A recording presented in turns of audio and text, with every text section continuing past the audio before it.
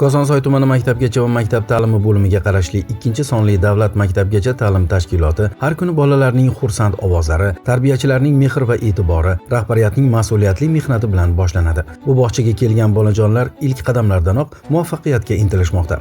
Spring is green, summer is bright, autumn is yellow, winter is white. Shahribonu Ro'ziboyeva rahbarligidagi bog'chada tartib, tozalik va bolalar uchun xavfsiz muhit yaratilgan. Ertalabdan tozalik va bolalarning salomatligiga alohida e'tibor qaratiladi. Muassasada bolalarning salomatligi va xushholligini saqlash uchun maxsus nazorat tartibi amalga oshiriladi. Tarbiyachilarning fidokorona mehnati va ijodiy yondashuv tufayli bolalar nafaqat bilim olishmoqda, balki turli yutuqlarga ham erishmoqdalar. Viloyatlararo o'tkazilgan mental arifmetika bo'yicha olimpiadada bizning 15 nafar tarbiyalanuvchilarimiz oliy 1, 2 va 3 o'rinni olib, respublikaga yo'llanma oldilar. Buning ortida tarbiyachilarning mehrli va bilimli munosabatlari katta rol o'ynaydi. Ular har bir bolaning qobiliyatini aniqlab, uning orzularini amalga oshirishga yordam beradilar.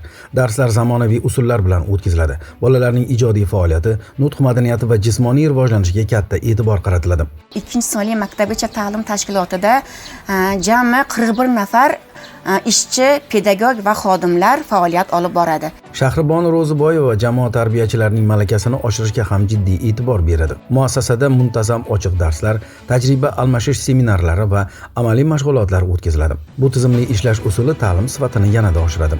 2025-yil 19-martda qabul qilingan ilk 1-sonli farmonini yaqqol ko'rishimiz mumkin.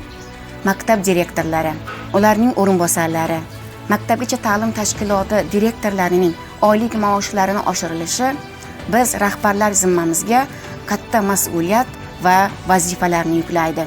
Bog'chada bolalarning sog'lom ovqatlanishi, muntazam tibbiy ko'rikdan o'tishi va toza muhitda ta'lim olishiga ham alohida ahamiyat beriladi. Bu yerda bolalar uchun o'yin maydonlari va dam olish burchaklari ham yaratilgan. Men rahbar bo'lish bilan birgalikda 6-Gulbog' saylov okrugidan deputat bo'lib saylanganman. Har bir rahbar xalq g'ami bilan, xalq dardi bilan yashash kerak. Ularning muammolarini o'z vaqtida hal qilish kerak. Men maktabgacha ta'lim tashkilotidagi faoliyatim bilan bir qatorda o'zimni bo'sh vaqtimda mahallalarga o'rganishga chiqaman. Murojaat qilgan fuqarolarning murojaatlarini ijobiy hal qilishga o'zimni imkoniyatimdan foydalanib, yordamimni o'z vaqtida berishga doim harakat qilib kelaman. Ota-onalar bilan hamkorlik alohida ahamiyatga ega. Ularning fikrlari va takliflari doimiy ravishda eshitiladi. Farzandlarning rivoji va yutuqlari haqida fikr almashiladi. Men o'zim mana shu yaqin 40 yillik ish tajribamdan kelib shuni aytamanki, biz masalan 86-yilda ish boshlagan bo'lsam, bizga bunaqa maktabgacha ta'lim sohasida ishlash imkoniyati, sharoitlar bo'lmagan. Shu bilan birga 2-sonli davlat maktabgacha ta'lim tashkiloti jamoasi ota-onalarga, tarbiyachilarga va bolajonlarga fidokorona mehnatlari, ishtiyoqlari va tabassumi bilan yordam bergani uchun o'z minnatdorchiligini bildirishmoqda. Prezidentimizga ming rahmat.